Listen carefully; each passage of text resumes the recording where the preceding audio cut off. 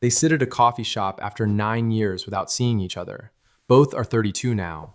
Both started with the same paycheck, same rent, same city. But something happened on different Sunday nights that changed everything. Path A tells him about the $200 a month he started moving automatically the moment he got his first real paycheck at 23.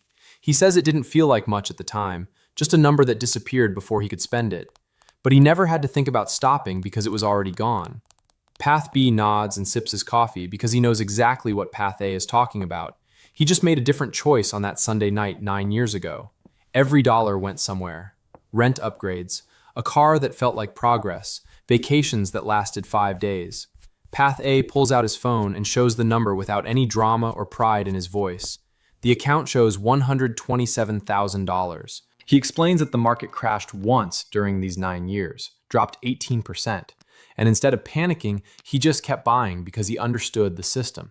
Path B doesn't pull out his phone because he doesn't want to. His savings account has $3,400 in it.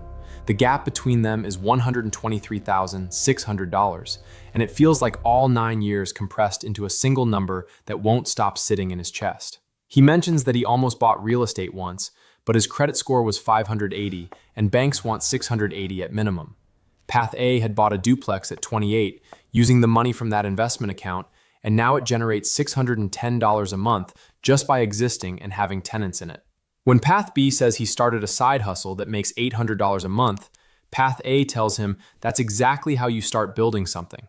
But Path B's $800 goes straight to rent because the landlord raised it $320 last year, and there's nothing left after that. The conversation gets quieter and more real when Path A asks if he's getting the full employer 401k match.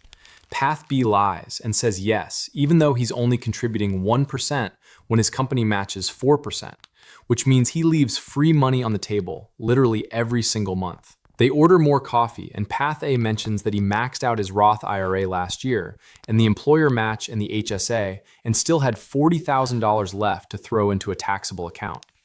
Path B makes $62,000 gross, and the math of that comparison doesn't need to be explained. Path A says quietly that the difference between them was never about working harder or being smarter. It was just $200 on a Sunday night at 23. That single decision compounded for 9 years while he worked hard and didn't spend it, and now the money makes more money than his actual salary ever will. Path B feels something tighten in his chest, and he says he was just trying to enjoy his life while he had it. Path A tells him that he's enjoying his life too. He just delayed the expensive parts until after he built the system. Now he has options that didn't exist before. The conversation shifts into what's possible now, and Path A does the math quickly in his head. If Path B starts $200 a month this week and never stops for 20 years and gets 7% annual returns like the historical average, that $200 a month becomes $309,000. He's 9 years behind, but he's not gone, just delayed. They both understand that this is the moment where Path B decides if he actually changes or if he just thinks about it and goes home and doesn't do anything. Path A doesn't pressure him because he knows that nobody can make this decision for you. You either start or you don't. Path B says he's starting Monday, and he means it in a way that Path A can recognize because he felt it too. That moment when understanding becomes action. Path A just nods because there's nothing else to say. 9 years late is better than never.